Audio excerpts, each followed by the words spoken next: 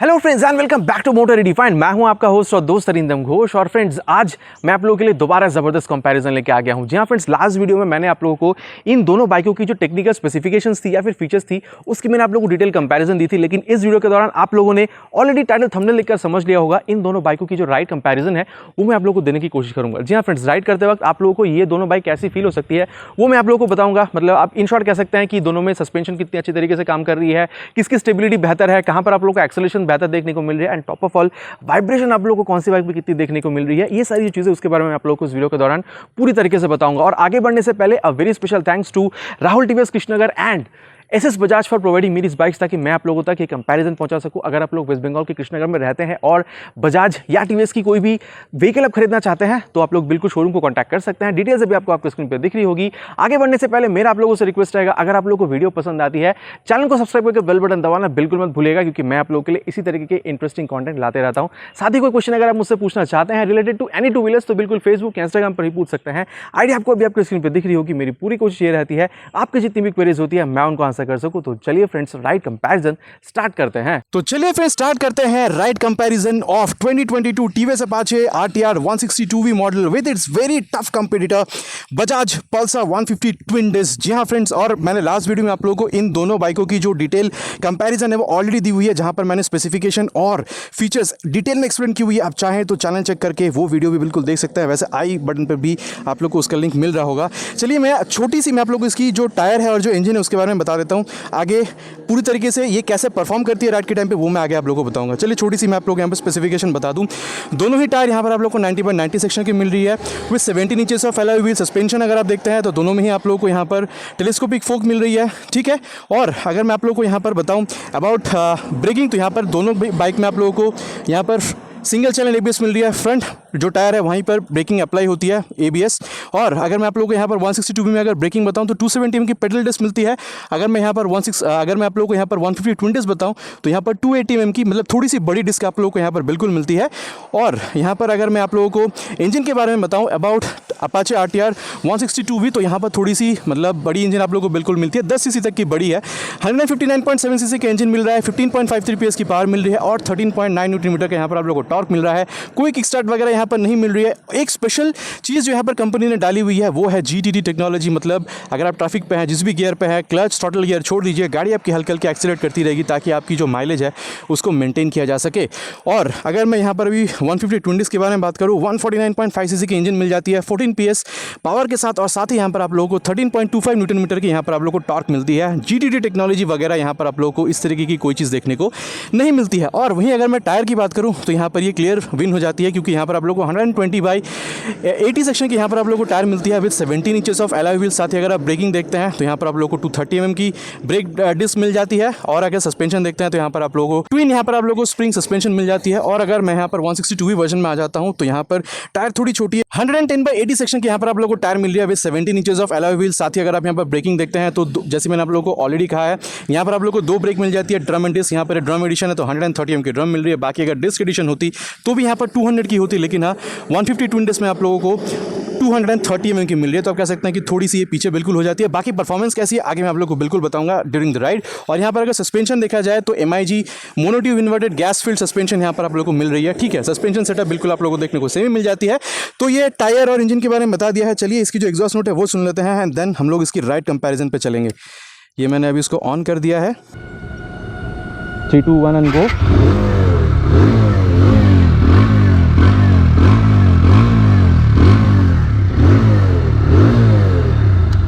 बाकी एक चीज़ तो कहना होगा फ्रेंड्स कि इसकी जो आवाज़ है ना, अगर आप ट्विन डिस्क से कंपेयर करते हैं तो थोड़ी बेसियर बिल्कुल महसूस होती है। और चलिए अब यहाँ पर जो ट्विन डिस्क मॉडल आप देख रहे हैं, सबसे पहले इसका की मैं आप लोगों को यहाँ पर लगा के बता दूँ। ये देखिए पूरी तरीके से ABX स्वाइप लेती है।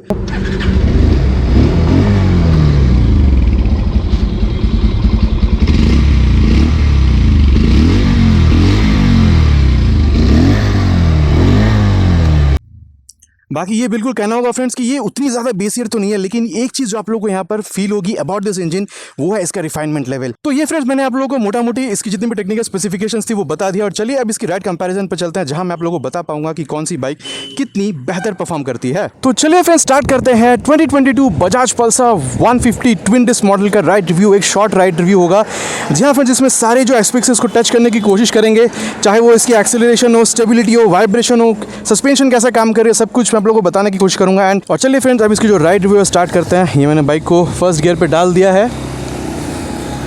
और फ्रेंड्स अगर मैं आप लोग को इसकी फर्स्ट इंप्रेशन बताऊं, ठीक है, जैसे आप गाड़ी पर बैठते हैं आपको सीट बहुत ज़्यादा सॉफ्ट तो महसूस नहीं होगी, लेकिन हाँ काफ़ी ज़्यादा कंफर्टेबल बिल्कुल महसूस होती है। मैं इस बाइक को मतलब ओन करता हूँ, इसका BS4 जो मॉडल है, ठीक है, मैं बिल्कुल कह सकता हूँ कि अगर आप लॉन्ग राइड पे भी जा रहे हैं 50-60 किलोमीटर एट अ स्टेज तो आप बिल्कुल जा सकते हैं, आपको प्रॉब्लम नहीं होनी चाहिए। आपकी जो बैक है हल्का सा सामने की तरफ झुकी है, आपका जो फुटपेग है हल्का सा रियर फिटेड है, ठीक है, ताकि आपको वो स्पोर्टी फील मिल सके। दो इट्स अ कम्यूटर बाइक, वो स्पोर्टी फील आपको इसमें बिल्कुल मिलती है। और साथ ही अगर आप अपना हैंडल बार की पोजीशन देखते हैं वो भी आपको काफ़ी नीचे मिलती है, मतलब एक कंफर्टेबल पोजीशन है। मैं इन शॉर्ट कहने की कोशिश कर रहा हूँ, आपको जो सिटिंग पोजीशन है काफ़ी कंफर्टेबल आपको इसमें बिल्कुल मिल जाता है। और जहाँ तक बात है इंजन की फ्रेंड्स, रेव रेंज की अगर बात की जाए तो इनिशियल पुल आपको इसमें से काफ़ी बेहतरीन मिलती है, ठीक है, और मिड रेंज भी इसका काफ़ी स्ट्रॉग है। लेकिन अगर आप टॉप रेंज पे चढ़ते हैं तो उतनी बेहतरीन परफॉर्मेंस आपको इसमें से नहीं मिलती है। लेकिन अगर आप 150 सीसी को अगर आप कंपेयर करते हैं तो उस हिसाब से इसकी जो टॉप एंड है मैं कहूँगा फिर भी सही है, क्योंकि एट द एंड ये कम्यूटिंग सेगमेंट की बाइक है फ्रेंड्स, ठीक है। और जहाँ तक बात है फ्रेंड्स इसकी क्लच एंड गियर की, क्लच का जो एक्शन है इज ऑन मिड साइड, ठीक है, मतलब अगर आप लॉन्ग राइड्स पे जा रहे हैं मेरे ख्याल से थोड़ी सी आपको उंगलियों को प्रॉब्लम हो सकती है, क्योंकि थोड़ा सा हार्ड मैं इसमें बिल्कुल कहूँगा, मिड साइड, बहुत ज़्यादा हार्ड भी नहीं कहूँगा। और जहाँ तक बात है फ्रेंड्स इसमें मतलब गियर शिफ्टिंग की, तो बता दूँ फ्रेंड्स मैं इस गाड़ी को ओन करता हूँ, मतलब मैं आपको बता रहा हूँ फ्रेंड्स बटरी सॉफ्ट, ठीक है, बटरी स्मूथ, बटरी सॉफ्ट, मतलब कभी कभी तो गियर शिफ्ट हो जाती है और आपको पता भी नहीं चलता, इतना ज़्यादा स्मूथ गियर शिफ्ट यहाँ पर होती है। और हाँ प्रिसाइज गियर शिफ्टिंग होती है, फ्री प्ले उतनी ज़्यादा आपको महसूस नहीं होती है। साथ ही मैं आप लोगों को बता दूँ यहाँ पर जो गियर स्लिप वगैरह का प्रॉब्लम है मुझे कभी कभी दिखती है, ऐसा मैं बिल्कुल नहीं कहूँगा कि मुझे कभी भी इसमें गियर स्लिप वाली की प्रॉब्लम नहीं दिखी है, हल्का से दिखती है, लेकिन हाँ वो भी मतलब कभी कभी दिखती है, ठीक है। अगर आप सही तरीके से चला रहे हैं मेरे ख्याल से वो भी प्रॉब्लम आपको गियर स्लिप वाली इसमें से नहीं होनी। चलिए अब प्रैक्टिकली मैं आप लोगों को बता दूँ कि इसमें से जो एक्सीलरेशन है वो कैसी है। तो चलिए फ्रेंड्स स्टार्ट करते हैं 2022 बजाज पल्सर 150 ट्विन डिस्क का शॉर्ट राइड रिव्यू। जी हाँ friends 0 to 60 0 to 100 top speed भी टेस्ट करने की कोशिश करेंगे, और साथ ही ये भी बताऊंगा कि स्टेबिलिटी और वाइब्रेशन यहाँ पर आप लोगों को गाड़ी में कितनी मिल रही है। तो चलिए फ्रेंड्स स्टार्ट करते हैं। ये मैंने गाड़ी को अभी फर्स्ट गियर पे डाल दिया है, 3 हॉर्न के साथ स्टार्ट करेंगे।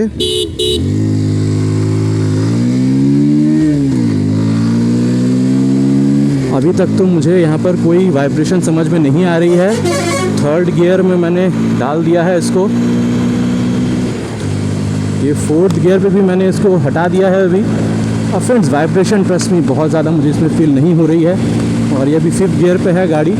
नाउ लेट्स सी कि इसमें आप लोगों को टॉप स्पीड कितनी देखने को मिलती है। रोड भी हमें परमिट कर रही है कि हम लोग टॉप स्पीड इसमें अचीव कर सकें। फ्रेंड्स ट्रस्ट में हैंडल बार पे हल्का सा बद समझ में आ रहा है, लेकिन अगर आप इसमें देखिए 105, लेकिन हाँ अगर आप फुटपेग्स देखते हैं, फुटपेग्स पे मुझे यहाँ पर कोई वाइब्रेशन समझ में नहीं आ रही है। 106 किलोमीटर पर आवर तक की टॉप स्पीड ही अभी तक अचीव कर चुकी है।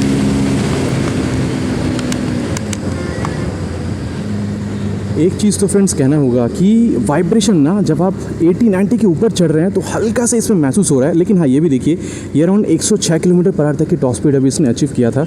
और देखिए फ्रेंड्स अगर आप इसको मतलब हाईवेज पे भी चला रहे हैं 70-80 की स्पीड पे, तो उस स्पीड पे मेरे ख्याल से आप लोग को इसमें स्टेबिलिटी की कोई इशू नहीं होनी चाहिए। यहाँ पर बहुत ज़्यादा वाइब्रेशन आपको फील नहीं हो रही है। लेकिन अगर आप 162 पे चले जाते हैं अपाचे के, वहाँ पर आपको हल्का सा वाइब्रेशन एट फुटपेग्स भी थोड़ी बहुत फील बिल्कुल होती है, जो आगे आप लोगों को मैं राइड रिव्यू के टाइम पे बता सकता हूँ। और चलिए अब इसकी जो ब्रेक है ना फ्रेंड्स उसको भी टेस्ट कर लेते हैं। सामने आप लोगों को 280 mm की ब्रेक मिलती है, पीछे आपको 230 mm की ब्रेक मिलती है। तो हम लोग 0 to 60 पे इसकी जो फ्रंट ब्रेक है उसको भी टेस्ट करेंगे, 0 to 60 पे इसकी जो रियर ब्रेक है उसको भी टेस्ट करेंगे, और साथ ही हल्की सी इसकी जो टर्निंग रेडियस है उसके भी टेस्ट कर लेते हैं। ये देखिए हल्की सी मतलब जगह पे इसकी जो टर्निंग रेडियस है वो आप लोगों को दिख गई, ठीक है, मतलब इसकी जो टर्निंग रेडियस आप कह सकते हैं छोटी सी जगह पे आप इसको मोड़ भी सकते हैं, वहाँ पर भी आप लोग को कोई प्रॉब्लम नहीं होगी। और चलिए फ्रेंड्स अब इसको ब्रेकिंग जो टेस्ट है उसको भी हम लोग कर लेते हैं, ठीक है। 0 to 60 पे फ्रंट ब्रेक टेस्ट करते हैं पहले।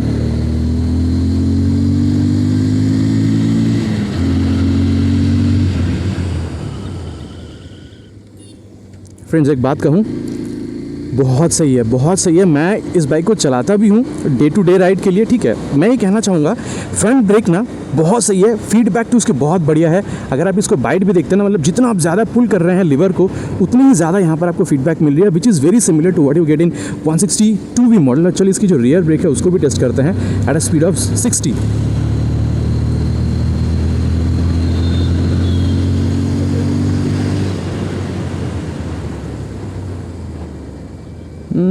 ये फ्रेंड देखिए, मतलब सारी बाइकों में करीबन चीज़ें सेम देखने को मिलती है। जब आप रियर ब्रेक अप्लाई कर रहे हैं ना तो प्रोग्रेसिव है, ठीक है। बाइट भी आपको मतलब सही है, लेकिन हाँ मतलब जो फीडबैक आपको मिल रही है, गाड़ी हल्का हल्का रुक रही है, ठीक है। तो क्लियर चीज़ ये बनता है कि आपको फ्रंट ब्रेक भी प्रेस करना होगा, तभी आप इफेक्टिवली जो अपनी बाइक है उसको स्टॉप कर पाएंगे। और चलिए अब दोनों जो ब्रेक है उसको साइमल्टेनियसली अप्लाई करके देखते हैं एट अ स्पीड ऑफ 60।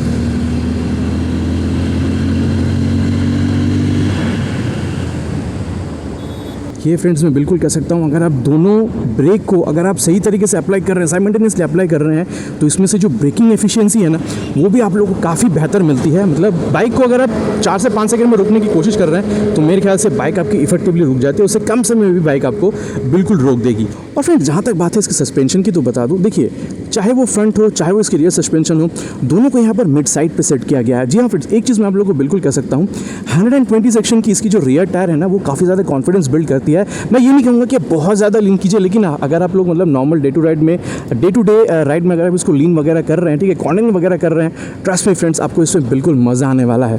जी हाँ, मतलब आपको सस्पेंशन से इसकी जो फीडबैक मिलती है ना, वो बहुत सही है। हाँ, दोनों ही मिड साइड पे है, तो अगर मुझसे पूछेंगे खड्डे में कैसी परफॉर्म करती है, बहुत हद तक ये अब्जॉर्ब करती है। लेकिन हाँ, अगर आप बहुत एक्सट्रीम अगर आप खड्डे पे जा रहे हैं, तो हल्का सा आपको बैक में झटका बिल्कुल लगेगा। और हाँ, अगर आप लोग मान के चलिए बहुत ज़्यादा बम्प पे अगर आप बहुत ज़्यादा स्पीड पे अगर आप क्रॉस कर रहे हैं, तो वहाँ भी आपको इसमें जो झटका है वो थोड़ा बहुत बिल्कुल फील होगा। लेकिन हाँ, बहुत हद तक ये अब्जॉर्ब भी करती है। और एक चीज़ बता दूँ, यहाँ पर मतलब 165 की ग्राउंड क्लियरेंस मिलती है, तो वो भी मेरे ख्याल से मतलब इंडियन रोड्स को अगर आप देखते हैं तो डे टू डे राइड के लिए मेरे ख्याल से काफ़ी है, ठीक है। और अब मैं आप लोगों को बता दूं, अगर आप इसकी जो मतलब ओवरऑल अगर आप राइड कंफर्ट देखते हैं तो मेरे ख्याल से बहुत सही है फ्रेंड्स। मैं इसको मतलब यूज़ भी करता हूं डेली राइड्स के लिए, तो मुझे तो इससे कोई शिकायत अभी तक बाइक में नहीं मिली है। और मैं आपको और एक चीज़ बता दूं, अगर आप पिलियन कंफर्ट देखते हैं ना, पिलियन के लिए भी यहाँ पर आप लोगों को काफ़ी स्पेस मिल जाती है। तो आप कह सकते हैं कि अगर आप पिलियन के साथ अगर आप लॉन्ग राइड्स वगैरह कर रहे हैं, तो मेरे ख्याल से वहाँ पर भी आप लोगों को इस बाइक के साथ कोई प्रॉब्लम नहीं दिखनी चाहिए। तो आप कह सकते हैं कि ओवरऑल अगर आप इसको डेली कम्यूटिंग के लिए यूज़ करने वाले हैं, तो मेरे ख्याल से ये आप लोगों के लिए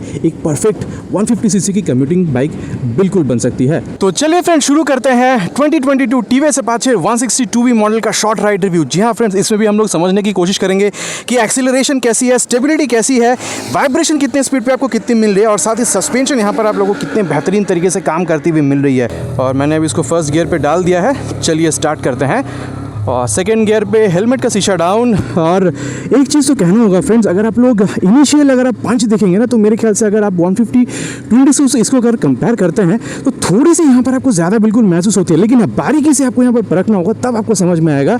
वैसे तो अगर आप देखेंगे तो करीबन सेम ही लगती है, बहुत बारीकी से देखेंगे तभी आपको समझ में आएगी कि इसकी जो मतलब इनिशियल जो पंच है इंजन से, वो आपको थोड़ी सी बेहतर मिलती है when compare to 150 twin disc model. और जहाँ तक बात है फर्स्ट इंप्रेशन की फ्रेंड्स, तो मैं बताना चाहूँगा सीट हाइट मतलब करीबन सेम है, सिटिंग पोजीशन भी आप लोगों को करीबन सेम ही देखने को मिल जाती है, ठीक है। और जहाँ तक बात है सीट कुशनिंग की, वो मतलब इसमें मिड साइड लॉन्ग राइड्स के लिए आप बिल्कुल इसको प्रेफर कर सकते हैं, ठीक है। आपकी मतलब जैसे सिटिंग पोजीशन आपको 150 ट्विन डिस्क से मिलता है, करीबन सेम सिटिंग पोजीशन आप लोगों को यहाँ पे मिल जाता है। यहाँ पर भी आप लोगों की जो बैक है हल्की सी सामने की तरफ झुकी हुई है, रियर फिटेड फुटपैग है, ठीक है। और आपकी जो हाथ की पोजीशन है करीबन सेम है जो आप लोगों को 150 ट्विन डिस्क में मिलती है। तो आप ओवरऑल कह सकते हैं कि यहाँ पर सिटिंग पोजीशन में आप लोगों को 150 ट्विन डिस्क और यहाँ पर अपाचे में बहुत ज़्यादा फर्क देखने को नहीं मिलेगी, ठीक है। और अब मैं आप लोगों को बता दूं अबाउट इट्स इंजन, यहाँ पर भी आप लोगों को 5 स्पीड गियरबॉक्स वाली इंजन मिल जाती है, 159.7 सीसी की आप लोगों को यहाँ पर इंजन मिलती है। और जहाँ तक बात है फ्रेंड्स इसकी रिव रेंज की, तो इनिशियल पंच इसमें आप लोगों को थोड़ी सी बेहतर बिल्कुल मिलती है। साथ ही इसकी भी जो मिड रेंज है आपको काफ़ी बेहतर महसूस होती है। इसमें भी आप लोगों को टॉप एंड उतनी बेहतर नहीं मिलती है जितना बेहतर आप कह सकते हैं कि 164V या NS 160 मिल जाती है। और फ्रेंड्स जहाँ तक बात है इसमें मिलने वाली क्लच एंड गियर की, तो बता दूँ यहाँ पर आप लोगों को जो क्लच मिल रही है ना, उसकी जो एक्शन है काफ़ी हल्की है। जी हाँ फ्रेंड्स, लॉन्ग राइड पर आप लोगों को इसमें प्रॉब्लम बिल्कुल नहीं होने वाली है। साथ ही अगर आप इसमें अगर गियर देखते हैं तो गियर शिफ्टिंग भी आप लोग इसमें काफ़ी प्रिसाइज मिलती है। जी हाँ, लेकिन हाँ, जब आप इसको प्रेस कर रहे हैं ना तो आपको वो मतलब सेटिस्फैक्टरी क्लिक साउंड भी बिल्कुल मिलती है और साथ ही ये स्मूथ बिल्कुल है। लेकिन अब ये मैं बिल्कुल कह सकता हूँ कि अगर आप 150 ट्विन डिस्क से कंपेयर करते हैं वहाँ पर और ज़्यादा स्मूथ है, वहाँ पर तो बटरी स्मूथ है। ये मैं आप लोगों से बार बार इसलिए कह रहा हूँ क्योंकि मैं इस गाड़ी को ओन करता हूँ और मुझे इस गाड़ी को चलाने का एक्सपीरियंस है। तो ये मैंने आप लोग को इंजन के बारे में बताया है और चलिए अब मैं आप लोगों को इसकी जो एक्सेलरेशन टेस्ट है वो भी करके बता दूँ ताकि आप लोगों को बता सकूँ कि यहाँ पर आप लोगों को कितनी ज़्यादा स्टेबिलिटी और कितनी ज़्यादा वाइब्रेशन यहाँ पर इस गाड़ी में आप लोगों को देखने को मिल जाती है। तो चलिए फ्रेंड, इसका जो एक्सेलरेशन टेस्ट है वो स्टार्ट करते हैं 0 to 60, 0 to 100 और अगर टॉप स्पीड अचीव कर सकते हैं तो वो भी मैं आप लोगों को अचीव करके इसमें बिल्कुल बताने की कोशिश करूँगा। चलिए फ्रेंड, स्टार्ट करते हैं। ये हेलमेट का शीशा डाउन, 3 हॉर्न के साथ स्टार्ट करेंगे। गाड़ी मैंने ऑन कर लिया, फर्स्ट गियर पे मैंने डाल दिया है।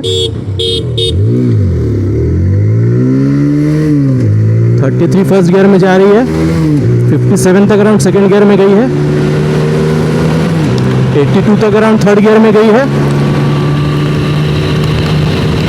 100 तक फोर्थ गियर में। 5 स्पीड गियर बॉक्स है फ्रेंड्स, देखते हैं कि कितना स्पीड यहाँ पर हम लोग उसमें अचीव कर सकते हैं।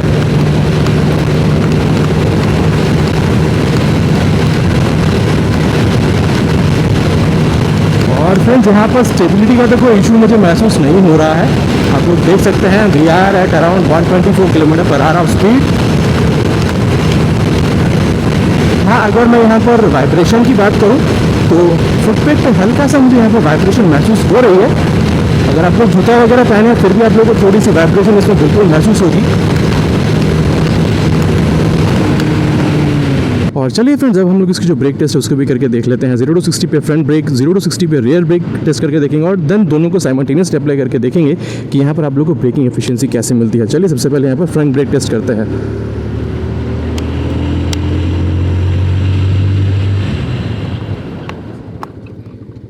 गजब फ्रेंड्स, गजब गजब, ट्रस्ट मी गजब। लेकिन हाँ, एक बात है, यहाँ पर एबीएस की इंट्रूशन आपको बिल्कुल महसूस होती है। ठीक है, 60 या 62 तक गए थे आप लोगों ने देखा है, लेकिन हाँ, इंट्रूशन इसमें मुझे एबीएस की बिल्कुल महसूस हुई। लेकिन हाँ, एक बात मैं बिल्कुल कह सकता हूँ, ब्रेक जो बाइट है ना, गजब है। ठीक है, बहुत सही ब्रेक बाइट है और फीडबैक आपको इसमें तुरंत मिल रही है। जैसे आप मतलब जितना लीवर को पुल कर रहे हैं उतना ही ज़्यादा फीडबैक आपको इसमें से मिल रही है। ठीक है, बहुत ज़्यादा आपको लीवर पुश करने की ज़रूरत नहीं है। जैसे आप हल्का से पुश कर रहे हैं, यहाँ पर जो ब्रेकिंग है बहुत सही हो रही है। और चलिए इसकी जो रियर ब्रेक है उसको भी टेस्ट करते हैं।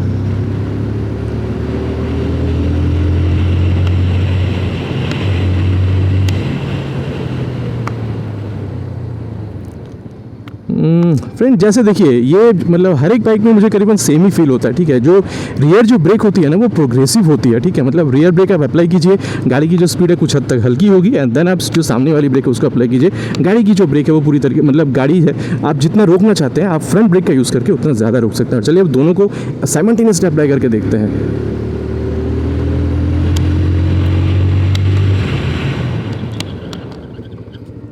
ओ हो, गजब गजब, बहुत बढ़िया बहुत बढ़िया। मतलब दोबारा मुझे इसमें जो फ्रंट ब्रेक में जो एबीएस इंट्रूशन है वो मुझे बिल्कुल महसूस हुई है। तो आप कह सकते हैं फ्रेंड्स कि यहाँ पर एबीएस भी बहुत सही तरीके से काम कर रही है अपना। आपको एक्सीडेंट से बचाने के लिए एबीएस बहुत ज़्यादा काम आती है और ये अपना काम बखूबी यहाँ पर निभा रही है। लेकिन मैं ये चीज़ आपको कहना चाहूँगा, जब आप गाड़ी को पहली बार चला रहे हैं ना, ब्रांड न्यू बाइक जब आप चला रहे हैं तो आपको जो वाइब्रेशन है वो थोड़ी सी ज़्यादा महसूस होती है। लेकिन मेरी मानिए, आप हाई रोड्स पर जाइए, 60-70 किलोमीटर 80 किलोमीटर तक इसको थोड़ी 2-3 मिनट 4 मिनट 5 मिनट खींचिए, उसके बाद आप देखेंगे जो वाइब्रेशन है ना वो भी आप लोग को उतनी ज़्यादा उसके पास से फील नहीं होगी। ठीक है, ये एक स्ट्रेंज मतलब आपको चीज़ कह रहा हूँ, लेकिन हाँ, ये टेस्ट करके देखिए, ये आपको बिल्कुल सही महसूस होगी। और मैं आपको बता दूँ, थोड़ी सी आप हल्का सा नज़र नीचे कीजिए, यहाँ पर आप लोगों को जो मीटर कंसोल है वो यहाँ पर दिख जाती है। हैंडल बार का फील भी बहुत सही है। यहाँ पर अगर मैं मिरर की बात करूँ तो रियर व्यू यहाँ पर भी सही बहुत सही दिख रहा है, लेकिन हाथ यहाँ पर भी मुझे काफ़ी हद तक दिख रही है। और जहाँ तक बात है पिलियन की फ्रेंड्स, यहाँ पर पिलियन का सीट थोड़ा सा नैरो है when compare to 150 twin disc Pulsar की। और हाँ, लेकिन कंफर्टनेस में यहाँ पर आप लोगों को कोई प्रॉब्लम नहीं होने वाली है। मेरे ख्याल से 50-60 किलोमीटर तक की जो बस डिस्टेंस है आप मेरे ख्याल से at a stretch with this bike with this seat बिल्कुल कवर कर सकता है। मेरे ख्याल से इसमें आप लोगों को प्रॉब्लम नहीं होनी चाहिए। और मैंने आप लोगों को फ्रेंड्स ब्रेक टेस्ट बिल्कुल करके बता दिया है। दोनों ही बाइकों की जो ब्रेक है काफ़ी बेहतरीन है। लेकिन हाँ, अगर आप कहेंगे तो मतलब 162V ये जो मॉडल है अपाचे की, इसमें जो फ्रंट ब्रेक है ना, इसकी जो फीडबैक है मुझे कहीं ना कहीं मतलब ट्विन डिस्क भी बेहतर है, लेकिन हाँ, इसकी जो मतलब फीडबैक है वो आपको काफ़ी ज़्यादा मिलती है। मतलब आप जैसे ही हल्का सा जब आप मतलब लीवर आप पुल कर रहे हैं तो उतनी ज़्यादा फीडबैक आपको इसमें मिलती है। ठीक है, तो ये मैं कहना चाहूँगा कि ब्रेक में इसको मतलब ब्रेकिंग में ये मुझे चीज़ इसकी बहुत सही लगी। और फ्रेंड, जहाँ तक बात है ओवरऑल राइड क्वालिटी की, तो मैं बता दूँ मैन्यूवरेबिलिटी इस गाड़ी की बहुत सही है। देखिए, दायां बायां कीजिए, मतलब बहुत ज़्यादा मुझे इसमें कोई प्रॉब्लम नहीं हो रही है, ठीक है। मतलब 140 किलोग्राम की बाइक है फ्रेंड्स, आप समझ सकते हैं डेली कम्यूटिंग के लिए मेरे ख्याल से बिल्कुल परफेक्ट बाइक है। तो फ्रेंड्स कह सकते हैं कि मतलब अगर आप इसको ओवर 150 अगर आप देखते हैं तो हल्का सा जो टॉर्क या फिर आप कह सकते हैं हल्का सा जो पावर डिलीवरी है उसमें आपको थोड़ी सी मतलब आप क्योंकि इसमें पावर और टॉर्क थोड़ी ज़्यादा है तो वो अगर आप बहुत बारीकी से देख रहे हैं तो आपको इसमें समझ में आती है। बाकी ओवरऑल चीज़ अगर आप देखते हैं हॉर्न या फिर अगर आप सिटिंग पोजीशन देखते हैं तो उसमें आपको बहुत ज़्यादा इसमें मतलब कुछ डिफरेंस समझ में नहीं आएगी। लेकिन हाँ, एक चीज़ मैं कहूँगा फ्रेंड्स, क्योंकि ट्विन डिस्क में आप लोगों को 120 सेक्शन की टायर मिलती है, इसमें आपको 110 सेक्शन की मिल रही है। मैं ये नहीं कह रहा हूँ कि इसमें ग्रिप की कमी है, लेकिन अगर आप पल्सर 150 ट्विन डिस्क में जाते हैं वहाँ पर वो ज़्यादा कॉन्फिडेंस इंस्पायरिंग करती है, ठीक है। बहुत ज़्यादा कॉन्फिडेंस आपको उसमें मिलता है। उस मेरे ख्याल से अगर आप मुझे कहेंगे कि कॉर्नरिंग के लिए कौन सा बाइक आप प्रेफर करेंगे तो मैं कहूँगा ये वाली बाइक भी बिल्कुल सही है। लेकिन हाँ, अगर आप कहते हैं तो मैं प्रेफर करूँगा 150 ट्विन डिस्क, क्योंकि उसमें रियर जो टायर है इससे आपको काफ़ी ज़्यादा चौड़ी मिलती है। तो फ्रेंड्स ये एक छोटा सा राइड रिव्यू था, आप कह सकते हैं राइड कंपैरिजन था दोनों बाइकों के बीच में। तो आप ये बिल्कुल कह सकते हैं ओवरऑल राइड क्वालिटी आपको दोनों बाइकों में सेम मिलेगी। आपको इसमें हल्का सा वाइब्रेशन देखने को मिलती है, मतलब वाइब्रेशन दोनों बाइकों में है, लेकिन इसमें थोड़ा सा आपको ज़्यादा मिलती है, बट वो नेग्लिजिबल है। आपको उसमें कोई अनकंफर्टेबलनेस फील बिल्कुल नहीं होने वाली है।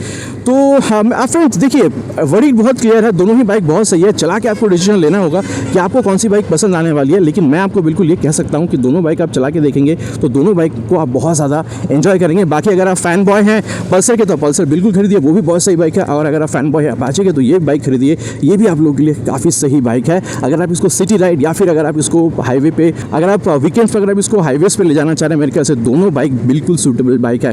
तो फ्रेंड्स आशा करता हूँ आपको ये राइड कंपैरिजन पसंद आई होगी। चलिए मिलते हैं एक नए वीडियो में एक नए टॉपिक के साथ। Till then ride safe and जय हिंद।